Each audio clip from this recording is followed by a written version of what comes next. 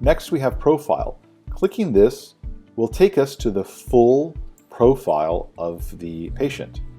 Here we can see their username. So if they have forgotten their username when logging into the patient app, we can give it to them by clicking on their profile in the population under their quick profile, the first name, last name. Okay, then we have a phone number, we have their email address, and other information like home phone, possibly a representative or relative name or number, their date of birth, their gender, and their preferred language.